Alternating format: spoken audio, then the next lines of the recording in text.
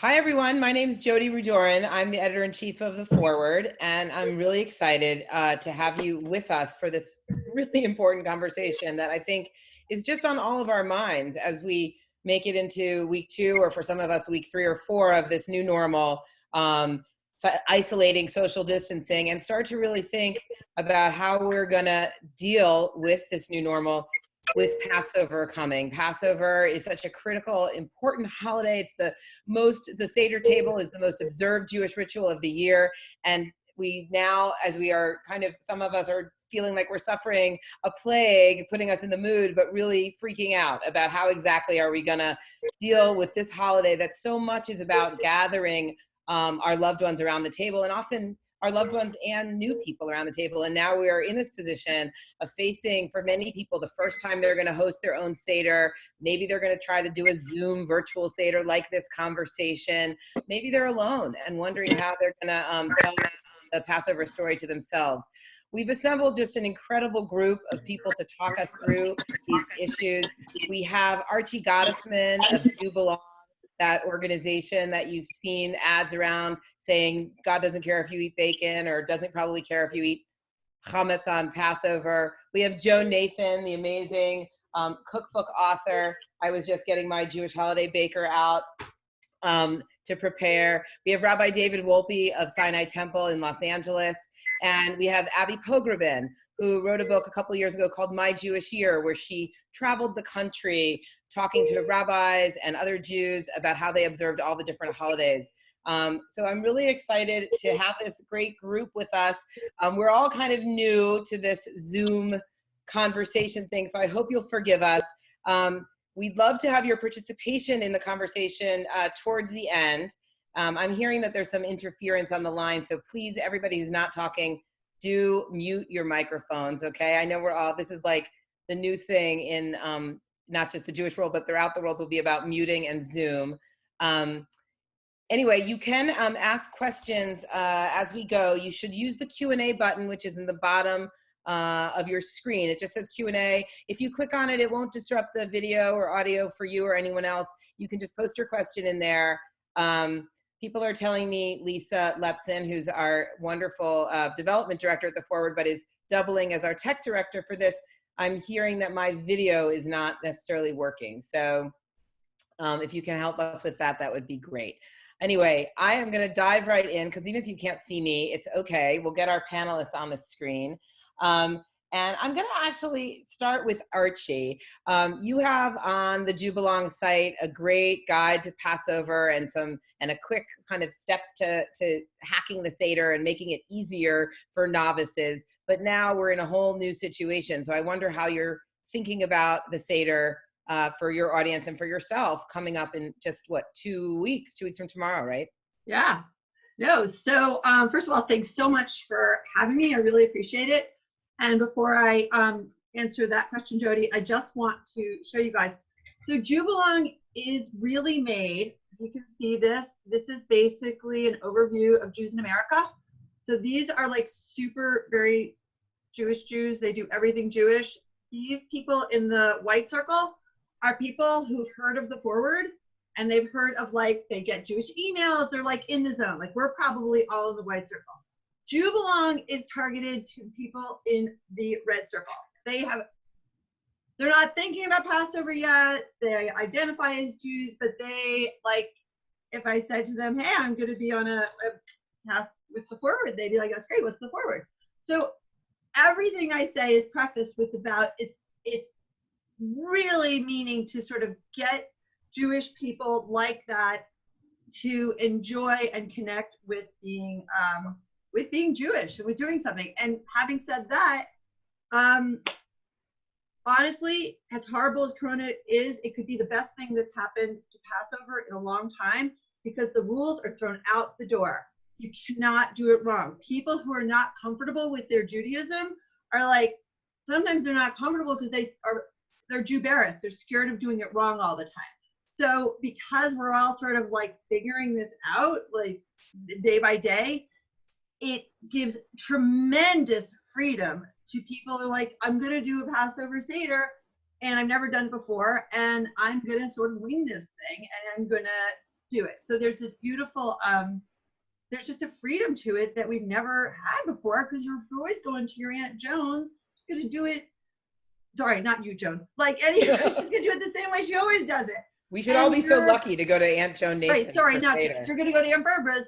She's always doing it the same way. And you never had to really do much. You were kind of like a barely active participant if you were slightly disengaged. Now all of a sudden you can do it yourself.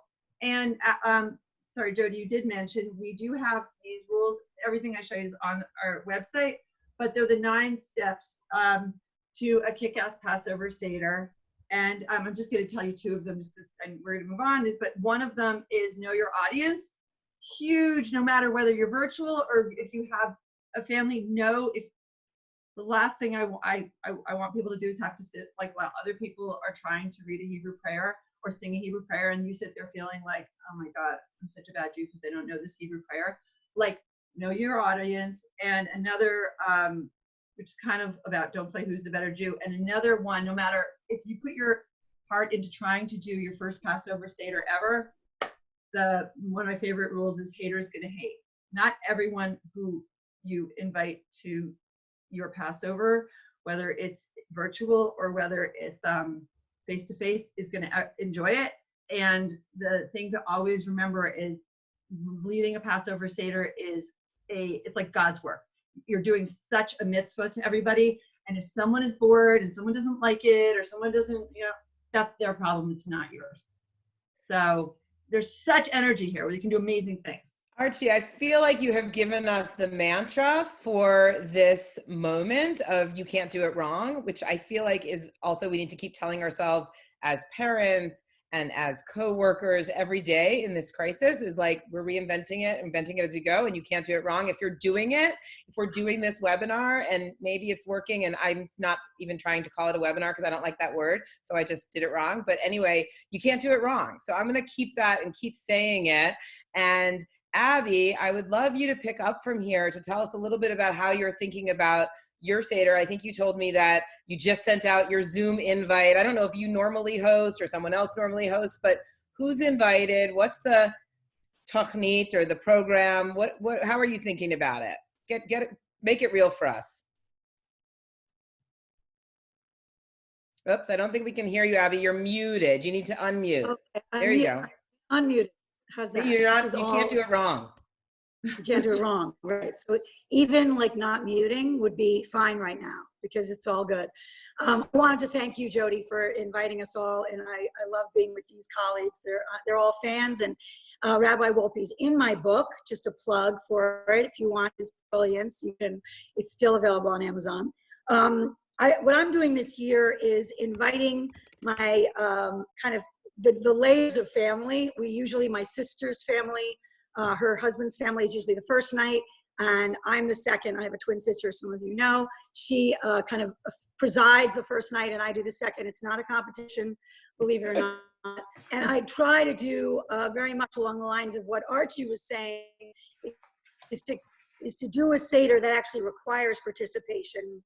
Because when I was growing up, it was very passive experience, and as much as I loved family, I've waited with bated breath for the 4 questions when we had something to do, and otherwise ate nuts and felt like we were, now what I've tried to do with kids of any age, literally age 8 to 80, is that make sure that they are all participants, meaning preparing something to bring to kind of make the Seder work. And I plan to do that again with the Zoom technology and hope that we can kind of not step on each other. I think if someone is asked to prepare something, whether it be explaining the 4 questions, explaining the 4 glasses of wine, maybe you're taking the plagues, maybe you're taking the matzah, if you own it, then in some way, actually, you have to do enough research to kind of feel a command of it and not feel that, oh, I don't know enough, that anxiety of ignorance that I think a lot of people feel. But also then everyone is kind of waiting for the new speaker, because sometimes I think there's a redundancy in the leader just being the only person whose voice is heard, calling on people. So that's something I plan to do again. Again, it'll be a little unwieldy. I think we're about up to 60 participants. And my plan is also to make sure that I'm not feeding people. I wish I could have Joan Nathan feeding us virtually. But instead, I'm encouraging them to look up Joan's recipes and prepare as they would, or if they have to, as I have in past years, go on zabars.com and order your Seder in a box. But just to have your kind of elements ready, your salt water, your karpas, your haroset, your maror, and so you're ready essentially with the elements. I think part of what I think is important here is, why do a Seder at all? People could say it's just too much this year to kind of put it all together. It's such a work-intensive holiday. I'm stressed out, and actually nothing is required if I don't have to show up. And I would argue it's probably the most important year that we actually keep the Seder.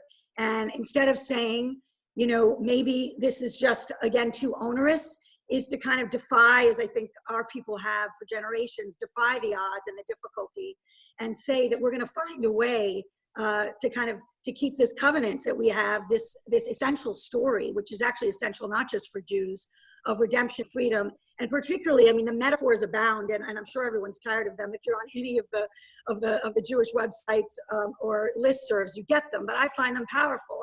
To talk about freedom this year is quite a different story. To talk about Mitzrayim, narrow places. I interviewed Rabbi Chaim Steinmetz of KJ, Kehillat Jeshurun, yesterday. He said, look, a lot of people are in very physically, practically, literally narrow spaces right now. They don't necessarily have a lot of space. They're with their families or with a couple or sometimes alone. So that sense of what Mitzrayim means, it's not just some kind of crunchy metaphor. Let's talk about how that's animated this year. I think that's a certain essential. And obviously the plagues.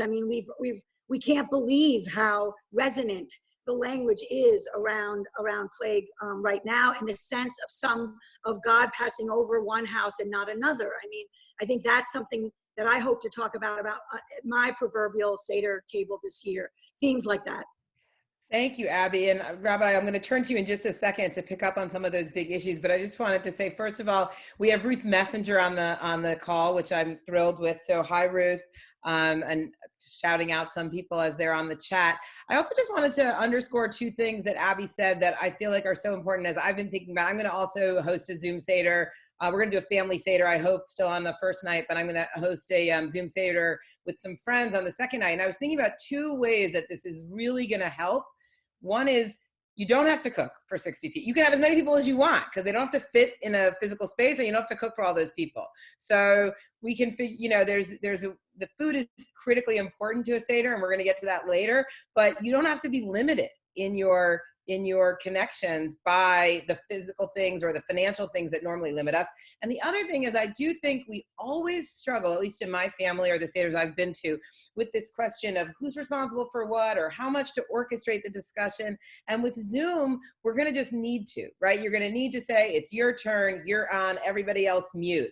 And I think that I don't know, most of you probably live in families and communities similar to mine where everybody wants to talk all the time, but nobody wants to talk about the same things or whatever, or some people want to eat. Well, and it's like, I feel like this is going to impose some discipline in a way that might yield better conversation, because you're going to have the floor when you're on mute and everyone else is on mute. And, people can also go do whatever they want on the side, but it's not going to be so much crosstalk.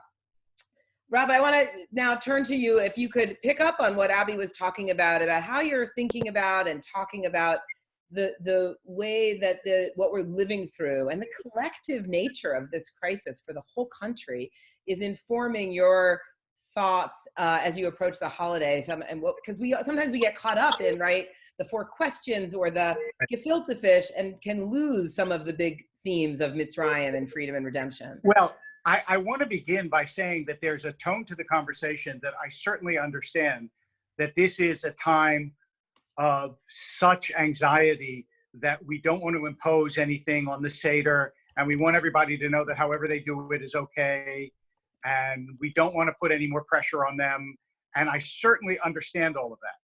But I think that we're forgetting that for many people, part of the ritual and the rules is actually to create joy and to spark memories. And if you don't do some of the same things that you did when you were a kid, it won't feel like a Seder. So I don't want to be too dismissive at first of all the things that we do that are, yes, they're a pain in the neck in order to make a Seder, because the truth is that for most people, Pesach is an extraordinarily joyous holiday, as much as it is a difficult one. And let's not allow ourselves, which is too easy, to throw out all the things that are a little bit difficult, because we know that deep meaning and great joy often come from attention to details and even from difficult details. So I want to say that at first. The other thing that I'd like to say is that what strikes me most among the abundance of metaphors that Abby described so beautifully is that the first Seder, or the first observance of Passover, not really the first Seder, but the first observance of Passover was before the Israelites were liberated, right? It was the night where they put the blood on the doorpost. And so Passover began in anxiety. It didn't begin in liberation. It began in the prelude to liberation. And so this Passover, for many of us, is the first time that we have actually had a Passover that mimics the spirit inside of us of the first Passover. And that is, to me, very powerful. Each year we say, think about yourself as if you were slaves in Egypt. And we know that there have been things in many of our lifetimes, like Soviet Jewry, where people said that and they really felt it. But for most of us, having grown up in America, this is the first time that those metaphors will mean something on a large scale, a social scale, not just for one person or one family, where we really begin to understand what it is to be in the throes of anxiety, not to know what will happen tomorrow, to feel the need for some kind of deep faith that will sustain you through this, and also, whether virtually or in person, to feel the need of one another. Because the one other theme of Passover that we shouldn't forget is it was the time when Israel transitioned to a people. That's when we became a people. When we, Yetziat Mitzrayim, when we left Egypt, was when we consolidated ourselves as a nation, as opposed to a motley group of slaves. And so Passover, I don't want to let go of it easily. It seems to me it is coming at the worst and best time, as Archie said at the very beginning, in order for us to really feel it, but also to benefit from it. Rabbi, I want to ask you a quick, we have a question from one of the attendees that's a very straight up question. Can the Seder be delayed until after the virus problem ceases, including the blessings and all the accoutrement? My lay answer, I believe, is no, right? So give us a rabbinic answer, if you would. First of all, nobody knows when that will be. And why would you want to delay something that is important and would give you comfort and meaning now for when it won't be nearly as powerful and important later? You can always have people over to your house when this is over. But a Seder is sort of time-bound in the same way that other holidays are time-bound. And so I would say, again, nobody, I shouldn't say nobody, many of us are not going to have Seders quite the way we had Seders in the past. That's the reality of it. There's a lot of stuff we won't be able to get, a lot of stuff we won't be able to do. And I don't know about you, but for me, the moments of greatest anxiety that I have had in the past several weeks have been when I went to the market, right? I went to the market and all of us were looking at each other like, yes, we are in the same boat together, but would you please stay away from me? So there is the reality that I'm not going to go to the kosher markets quite the same way that I went before. And a lot of stuff we're not going to have at our Seder. So we did just publish. But we're still going to have a Seder. We published this morning, and I think we can post it in the chat, a guide to online shopping for Pesach, where you can get horseradish, shank bone, Manischewitz wine delivered to your door. Also suggestions for actually getting a parsley plant and growing your own parsley, which is kind of a nice idea. So if we don't get that posted in the chat, we're going to give it to everyone. As a vegetarian, make sure they know where to get beetroot as well. Just in case you don't do the shank bone. We'll find you a source for beetroot for sure. I want to go, you talked a little bit about both that this is going to be the first time many of us have experienced that feeling of narrowness and of being enslaved by something very serious. But you also talked about the importance of joy. And as we think about joy of the holiday, so much of that and so much of our memories is tied to the foods that we serve, and whether that be the specific things related to the ritual like charoset, or our grandmother's. My boss this morning was talking about how is she going to make gefilte fish. She and her mom have always made it together. We talked through where she could get the ingredients, and then she said she doesn't have a wooden bowl. I'm like, we can get you a wooden bowl. She said it won't be my aunt whoever's wooden bowl, but it's okay, right, Joan? We can find ways to cook things we need and maybe try new things. I wonder if you can give us some helpful tips about how to think about the way that food makes this holiday so meaningful and memorable for us, and how we might bring some of that into this new time. Oops, you're on mute still. Am I mute?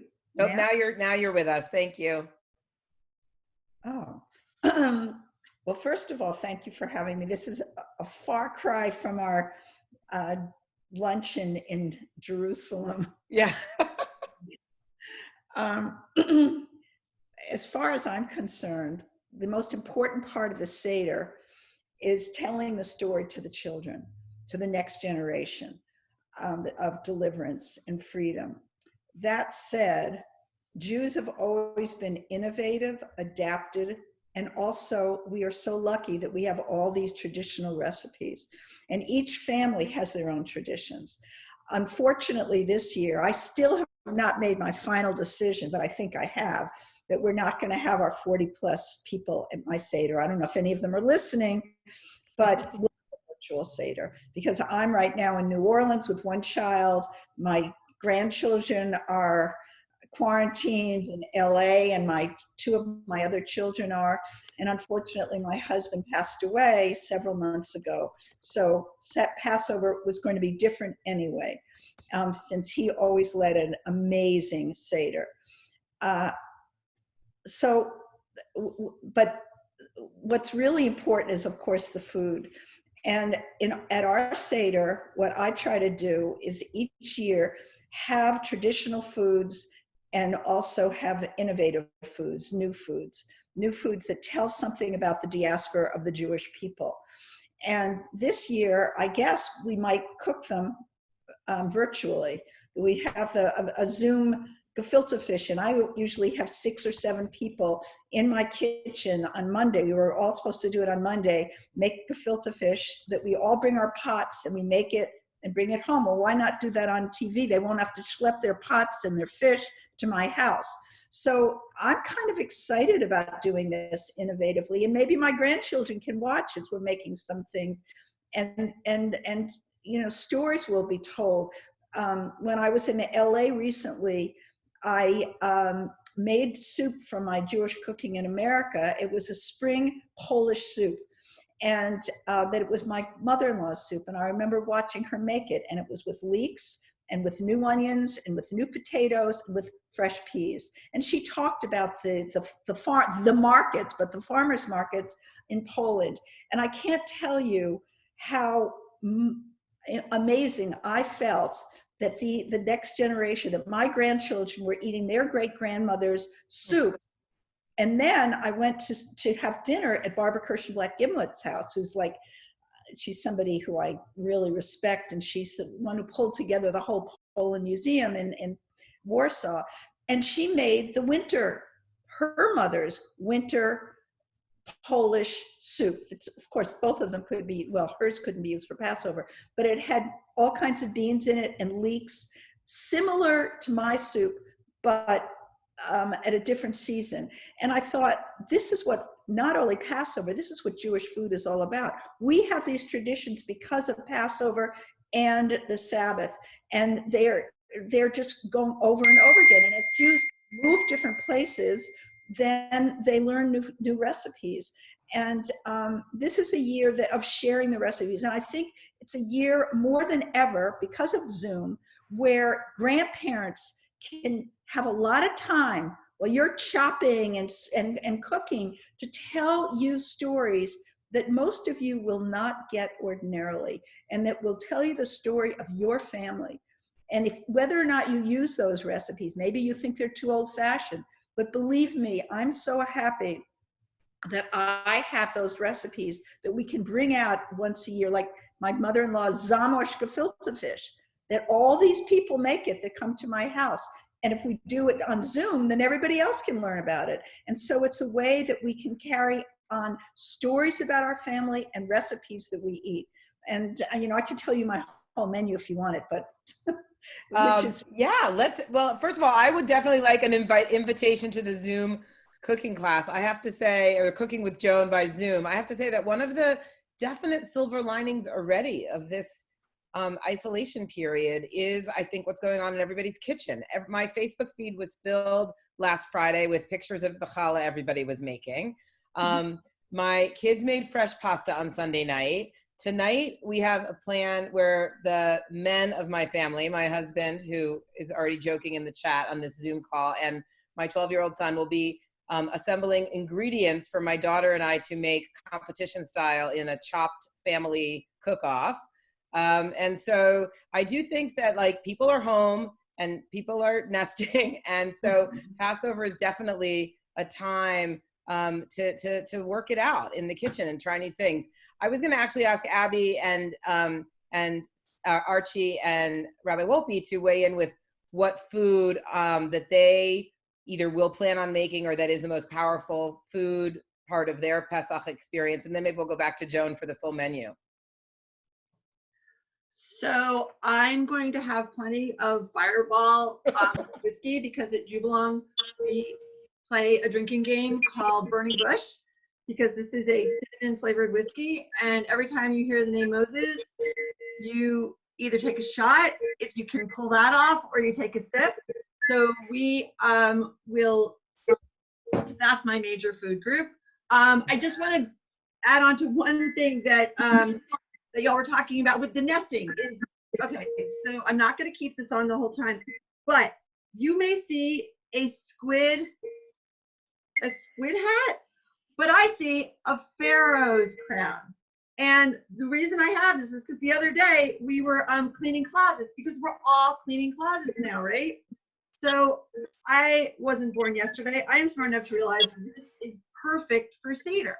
So if I say to people, guys, get your own, I was like gonna keep that on for the whole thing. But anyway, like if I say to people, like, get a hat, get something. Here, I'm gonna show you one more thing. This is a baby in a basket. This is Moses.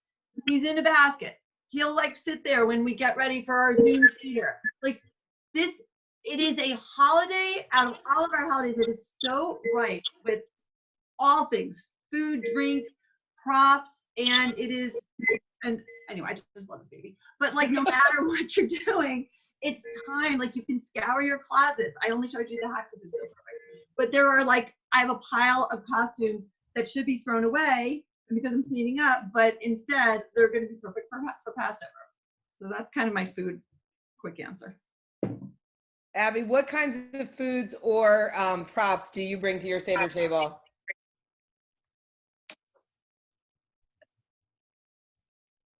Well, I will say, can you guys hear me? Yep. This is like I'm in you. the diaspora here. One of the things I learned from someone I interviewed for my book, My Jewish Year, is the use of scallions, which apparently is in the Sephardic tradition. And I ran it by Rabbi Wolpe also, because he has a very large Persian population at Sinai Temple in Los Angeles. And he did confirm that it is a kosher service to the Seder. And ever since I've used it, which has been now since 2014, it's a highlight, which is that you're supposed to have, you know, essentially a scallion, a green scallion by everybody's place. And during Dayenu, you have full permission, just during the chorus, or else it's Armageddon, to whip or flog your neighbor during the Dayenu chorus, which is just obviously echoing the whips of the Egyptian slave owners, but it's also a chance to work out any aggression you have against your relatives. So somehow we're going to do that on Zoom, because I think we should just maintain that tradition, since it's been a highlight. You can eat your scallion after. More aggression towards the relatives that we've been self-isolating with for the past couple of weeks, so it may be okay that it will. That's for my therapist. Yeah. You should bring scallions to your therapy appointments, and that's a good idea.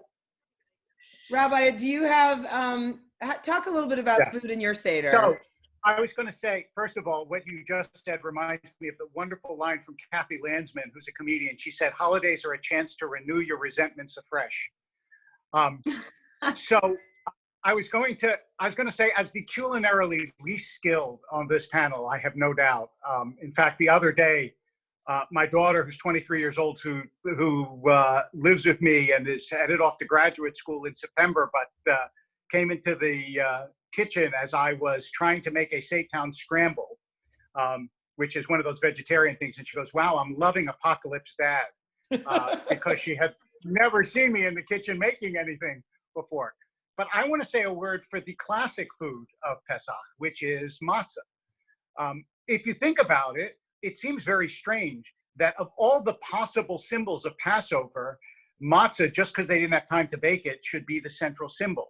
And I never really thought about it until I read one day that Emerson, whose aunt, Mary Moody Emerson, was a big inspiration to him when he was young. He was once running to something and she said to him, hurry is for slaves. And I realized that that's why matzah was matzah.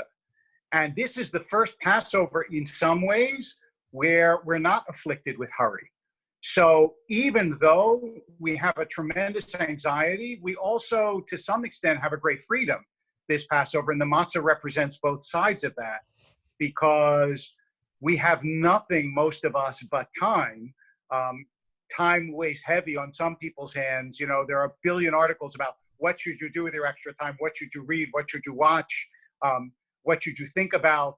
And matzah represents both sides of that, both the anxiety of the slavery we feel and also the prospect of the liberation of our own time.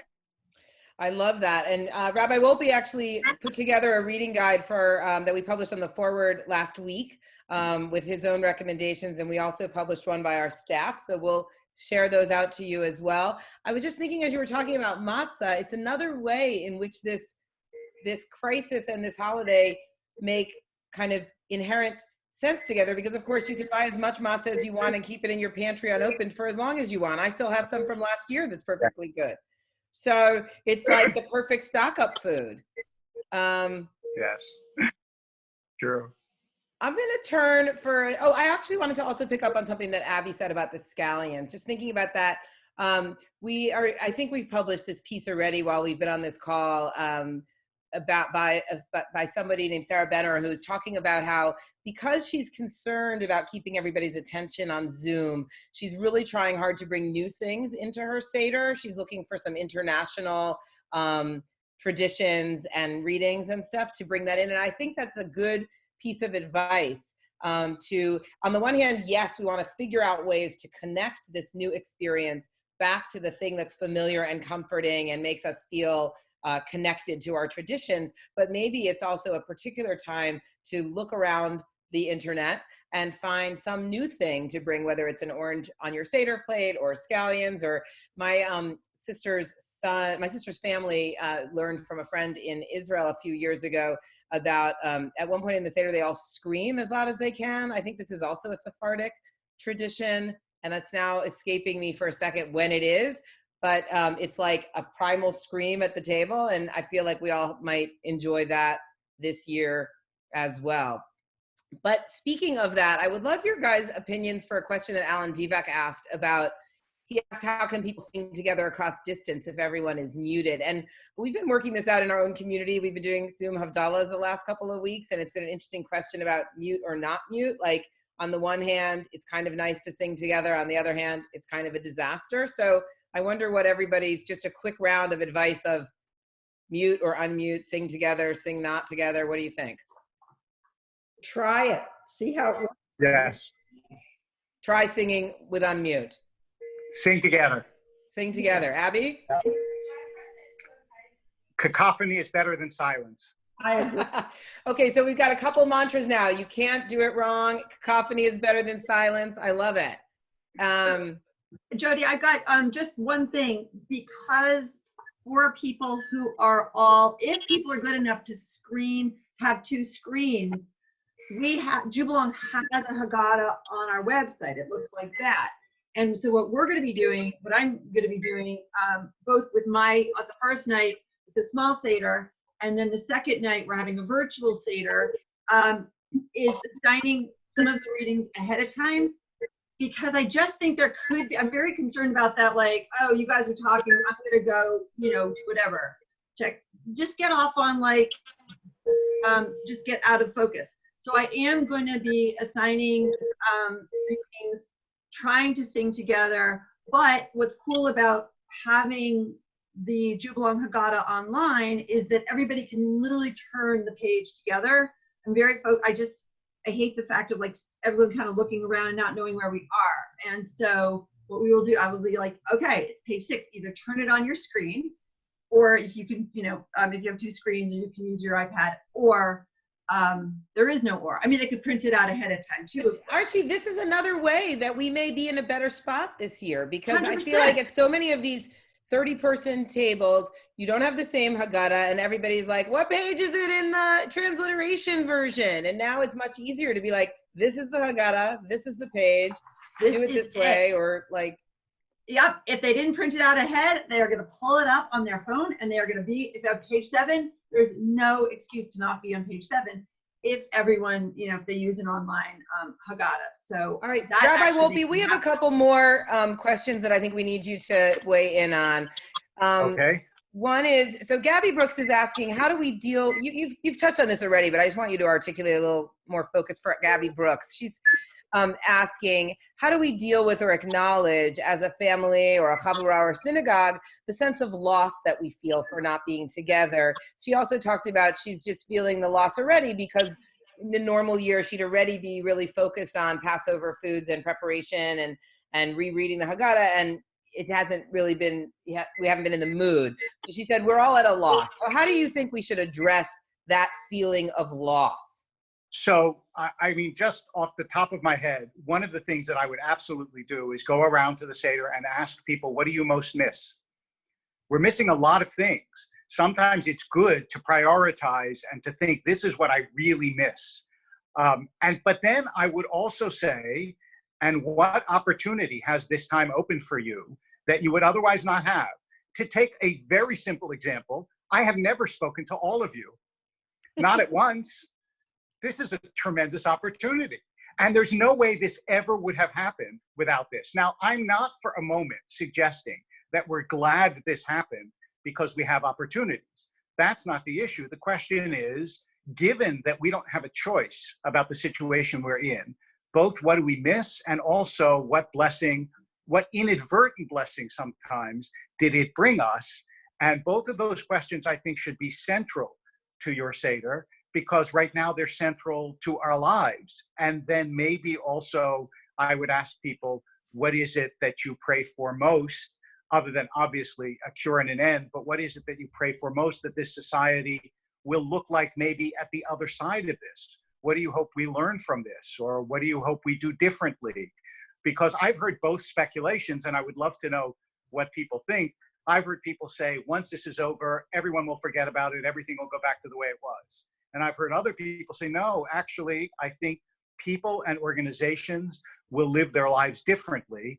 And there's a case to be made for both. Obviously, we're hoping it'll be differently in a good way, but so I'm making a note for myself that we should do a story next year at this time, asking people what they're keeping from last year's Seder and bringing to the regular Seder this year. Yeah. I also want to say, in the spirit of you can't do it wrong, I just made a mistake. That question before was not from Gabby Brooks, who works for our marketing team, and I misunderstood her name.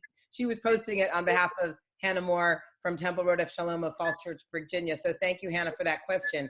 We had also another question about what do we do about Elijah's visit. And I'm sure that this is a metaphoric question, but I wonder if both you and then maybe Abby will pick up, because I know she's been thinking about how the big themes of Passover and talking about are going to translate. So first of all, think about the Elijah visit, the opening, and also the opening the door to the stranger, right? Those are two key moments in the Seder, opening the door, welcoming, and we can't do those really this year. So first of all, I would say the danger, of course, Elijah by now is in the dangerous demographic, so you have to be really careful, since at the age of several thousand years old, you know, he's going to be susceptible to the virus. He has shown a lot of immunity, though. I mean, he has made it through.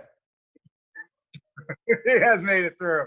But I think Elijah is an incredibly powerful metaphor this year. We know that Elijah comes at the end of Shabbat, the end of Yom Kippur, at a bris, at Pesach, all family times, right? That's when Elijah comes. In fact, on Pesach, we say from the prophet, that he turns the hearts of parents to children and children to parents. So what I would say is that what Elijah represents for us today is at a time of dangers to families, because this is very hard on families. Elijah represents the wish and the hope that we can keep our families tight and loving and together. That's really important at this time of year, especially if you're separated, but maybe even especially if you're cooped up in the same house day after day together. Either way, I hope that Elijah reminds us how much we have to rely on one another. I would just add to that, Jodi, that, you know, one of the things I also felt was powerful in kind of unpacking the Passover more symbolically is this idea that Elijah is the harbinger of the Messiah and the harbinger of a better day, and that we all are supposed to see ourselves as participants in getting there. I feel like now more than ever, hey, Rabbi, can you mute yourself?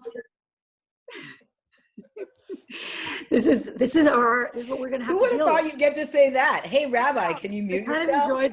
I kind of enjoyed that. People are gonna want to say that during services after the end times. That's probably a first for Rabbi Wolpe. No, he's a friend. But I was saying that idea that we can't just sit back and wait for redemption. We don't sit back and wait for a better world. We're actually supposed to do our part. And maybe right now that is in being a part. And that we're doing our part by, again, separating. That's a hard idea for us, certainly as Americans and definitely as Jews. We have a very communal tradition, and it's part of the joy of all of us. But that, to me, is one of the challenges of the Elijah moment this year. Okay. We have a comment from Jennifer Zunikoff in the chat that I just love and want to share. She said she's excited to put many chairs around the table and welcome our ancestors and family members. They will be with us just as they always are. We are interwoven in each other's stories. They are in the room at every Seder, as long as we were thinking of them. And I know it's funny, I was thinking about, oh, should we do our Seder at our dining room table, which is bigger than the four of us, or at our kitchen table? And I had thought, oh, maybe it's easier with Zoom to sit at the kitchen table, but maybe sitting with extra seats is a nice metaphor, a nice idea. So I'm going to think about that. Thank you, Jennifer. Joan, I'm getting some requests reminding me that we were going to go back to you for your menu. So we'd love to hear you talk about your menu. Well, first of all, let me just say, I have a few thoughts from what different people have said. For me, Passover is a spring festival. It really, in a way, predates Judaism. Everybody has a spring festival for the new birth. And in the book of Exodus, it says 3 things that we should have: matzah, an unleavened bread, a lamb or a goat that is slaughtered before and eaten before dawn. And the third thing is maror, which in Arabic means marora, which means bitter herbs, but is greens. It's not the horseradish that I dig from my garden that I'm not going to be able to because I'm in New Orleans. It's too hot here for that, for every year. But if you've been to Israel in March, you see all these greens that are growing. And, it's more like arugula. So those are the 3 things that you just absolutely have to eat. Other than that, of course, there's haroset, which I always have about 5 different kinds of haroset from the whole world, from the diaspora. And I've written 11 books, so I've got a lot of different haroset. I also think that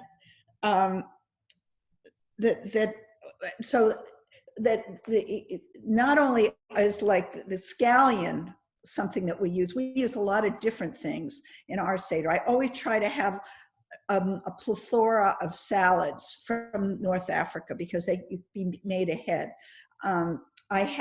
We start our meal right now with this wonderful, I don't know if you can see it, it's a recipe from Corfu, and it's instead of the egg the hard-boiled egg soup. It's a hard-boiled egg that's been cooked for about 8 hours, and you make it in a spinach sauce. It's absolutely delicious. This is my latest book, King Solomon's Table, where so many of these foods from around the world of the diaspora, the Jews, are in. And I made it because I was testing it, and it became part of the Seder. Everybody loved it so much that they didn't want to have the salty hard-boiled egg soup that my mother-in-law used to make. So that's one thing. It's new, it's wonderful. Gefilte fish, and after the gefilte fish, of course, is chicken soup, which I've already made. And it's in Washington. I don't know what we'll do with all this chicken soup for 40 people. But what we do is we have a big buffet of all kinds of foods. I usually make a brisket, chicken, not necessarily roast chicken, all kinds of innovative chicken recipes. Always asparagus, maybe with an orange sauce that's cold for the spring. I divvy up many of the recipes with friends that have been coming for the 40 years that we've been doing the Seder. And then after we have the main course, we have what's very innovative for my Seder, which is a play. And it's the same play every year. It's Baby Moses, there's a God, there's a director. There have been people from 2 to 92 years old in the play. It started out with the little kids just to, again, keep their attention. And now it's whoever wants to be in it. It's really quite extraordinary. And that's what makes our Seder different, at least what I think, from a lot of other Seders. And then I have a buffet of desserts, sometimes new recipes, sometimes old recipes. Always is a flourless chocolate cake. And they're from the Jewish Holiday Baker, good. Another plug. And many, very, very often, they're recipes that have come down from generations, but also new recipes. So that each time a recipe comes out, a new recipe, and I'd love to hear some of other new recipes that people have, or that are family recipes. It makes you think your family is different from other families. And I feel as if in the world that we live in, there's too much that's the same. And the Passover Seder can be different because each of us has a different history. My husband's family is a Holocaust survivor family. My family in some ways is too, from Germany. And so we can bring these stories out and bring this and make these people alive. I always tell the story that when my mother-in-law was making the gefilte fish every year, she would cook it for 2.5 hours. And I would tell her to go to sleep and cook it for 20 minutes. But because cooked is cooked, and she would, she would always put the eyes of carrots in the fish. And then she'd make sigh. And I knew why she was making the sigh. This was what her mother did, and her mother died in Belzitz. So it's always, there's the story. And then of course the children who won't eat the gefilte fish, that make it renewed again and make it alive. And the stories make it alive. And I think that's what's so extraordinary about Passover. And not only that, this isn't the first time we've had a plague, or a flu. And if you look, I hope that people will look back at the Spanish flu of 1919 and what they did at the Seders this year. And also, I think about it, in 1919, or in the plague, when Jews were blamed for the plague earlier, we didn't have the internet. We didn't have an opportunity to have like-minded people talking to you at Zoom. It's been great for families, great for people that are shut in. I think we're really lucky this year that we have this. So we only have about 10 minutes left, and we have a lot of questions. I want to say we have requests for Joan Nathan's script for her skit. We have recommendations for the skits on the JewBelong site. We have one question about whether people think that there's a limit of how many people, how many is too many for even a Zoom Seder. We don't have, as we spoke about earlier, we don't have a limit of how many people we can feed or fit around the table, but should we think that there's some number after which it becomes unwieldy? And then there's also several people have talked about a new type of Pesach Sheni, or how to think about Pesach Sheni. I'm not sure I know exactly what they're talking about, but maybe Rabbi Wolpe does. I have first thought these questions were, is this the year that we can go with the Israeli version or the Reform Movement's version and only have one Seder? But I'm not sure that's what the question is asking. So I guess jump in if you think, is there a limit as to how many people is too many? And also maybe Rabbi Wolpe can address Pesach Sheni. Pesach Sheni was when someone was unable to participate in the first Passover. The Bible provides for another occasion that people can do Passover together. And in theory, you could use that, I suppose, this year, although like after the pandemic is. Although I'm not sure. I mean, depending on the timing, but I really think the most asked question this Passover is going to be, will Joan adopt me? I would guess that will be the question that most people will be asking on this Passover, and I'd like to get mine in first because that just sounds like an incredible Seder. Someone has posted that Pesach Sheni this year is going to begin on Thursday, May 7th and end on Friday, May 8th. I guess that's if things are under control by then. Yes. Gordon Brunitsky is asking about whether the Zoom conversation will be available later. Yes, we will post video of this conversation on our events page on forward.com and hopefully be able to circulate it. It's a good time for me to mention that everyone who registered for this call, we will be giving a free 1-month subscription to the Forward and signing you up for our email newsletters. If you don't want to receive them, you can always unsubscribe, but we want to keep you connected to our community and to the coverage we're doing now of the coronavirus and the further events that we're doing. Jodi, I wanted to answer the question about how big is too big. Yeah, go for it. And because we've been grappling with this at JewBelong. So what we decided to do was on the second night, on Thursday, is we are going to have a Seder where we're having, like, for lack of a better word, celebrities. I actually have the picture. Alicia Reiner is going to do some readings. Joanna Coles, Dan Bukatinsky. These are people who, remember, this is like, we have fun at JewBelong, but it's unbelievably serious. How many people are sort of want to put a foot into the Jewish world, but just may not feel equipped. So as much as I would love to have every single person sign on and read something or be part of it, what we're going to do is have it's going to be a Seder that you watch. And I know that's not as good as if they all came to our houses, but there's enough sort of opening of the heart that everyone who is going to be a co-host for everyone who's going to be reading is a co-host, and sort of enough sweetness and love that they're going to give out that hopefully everyone who is watching and turning pages, because we're going through the Haggadah, will feel, you know what, they'll feel like they did a Passover Seder. And I think this is the year for, we've said it through this whole conversation, you do what you can do as much as possible. So I'm very excited for that, because people are saying yes who I never thought would say yes. They're saying, yeah, absolutely, I'm happy to join this. I wasn't sure if I was going to do anything at all. And I just. So I've got a couple questions I'm going to throw out together, and then you guys can pick up on them.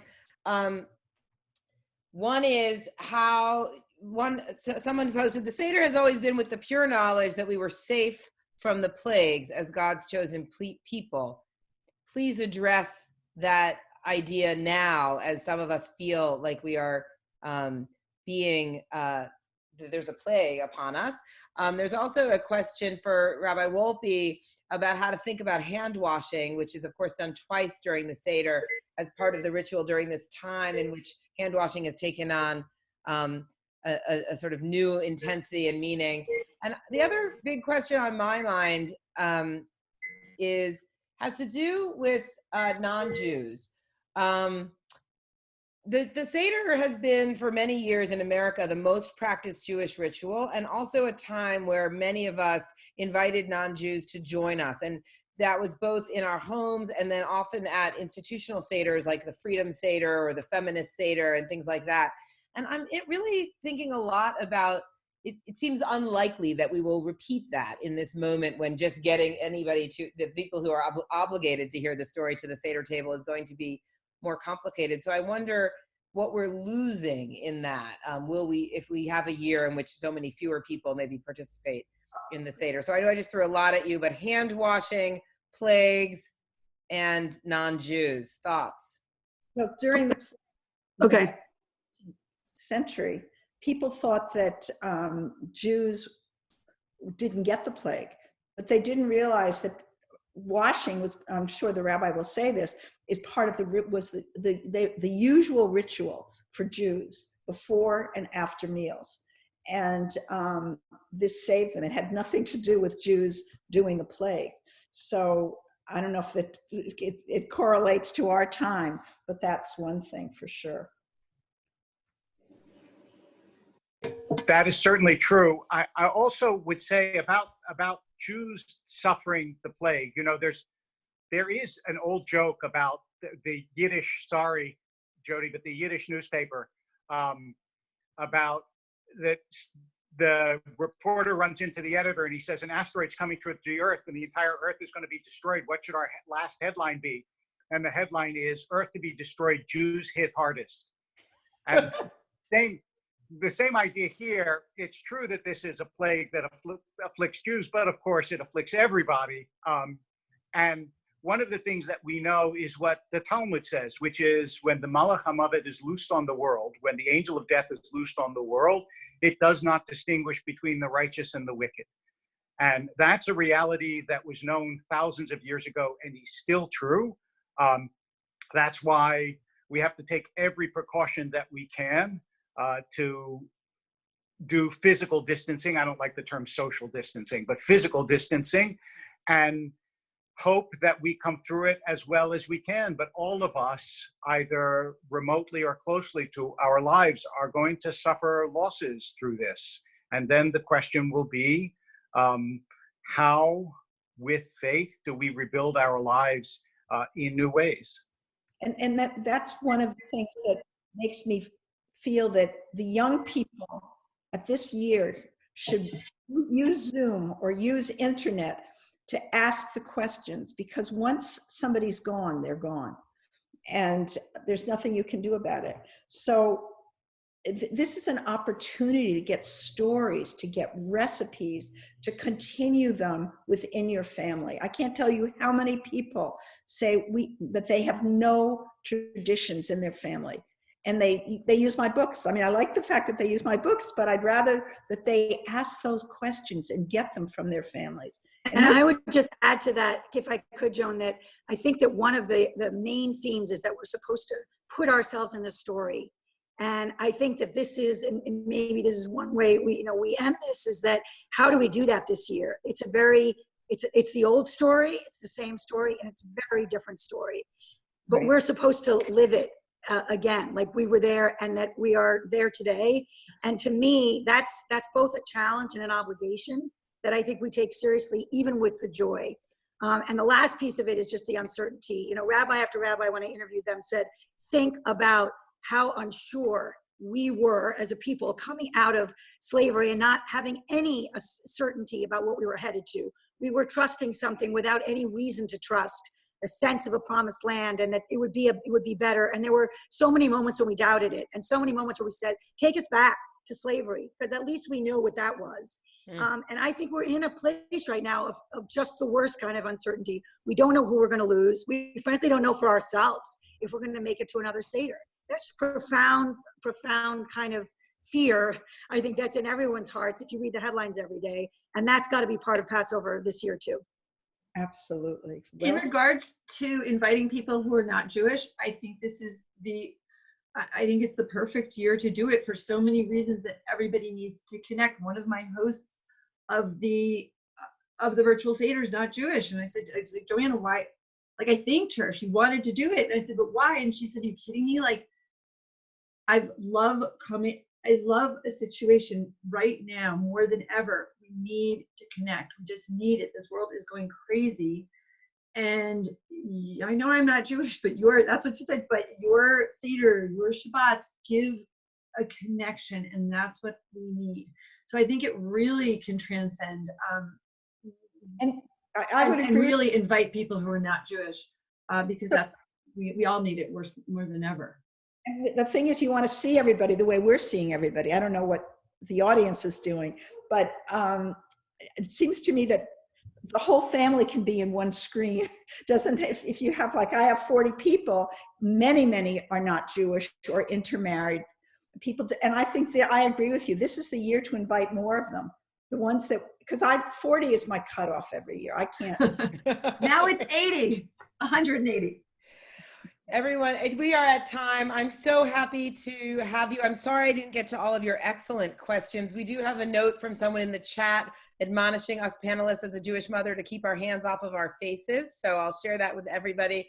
But really, we really have had such a great audience here. I so appreciate your input, your questions. We are going to follow up with an email, putting some of these resources together for you. Chag Sameach to everyone. Good luck in the next couple of weeks preparing for your Seder. We will continue to publish resources on forward.com and in our email newsletters. And just thank you to all of you for being part of our Forward family and helping us to bring people together in this moment. We really want to continue to build community in this way and on our platform. And I hope to see you on social media and on the next Zoom call. Thank you. And thank you. Oh, sorry, one more thing. Thank you so much to Lisa Lepson and to Dina Cooperman and to the whole Forward staff who put this event together. We'll be doing these weekly for the duration, maybe more. We're open to suggestions for topics, for article ideas, whatever you need. You can always email me. My last name is rudoren@forward.com. And you'll see Abby is writing an article for us that should publish later in the week about Passover. I'm hoping I can now get Joan to respond to all of our demands for her recipes. Archie, I've asked to write something, and Rabbi Wolpe already has written for us his reading list. So we are thrilled to have you on this call. Thank you again, and take good care.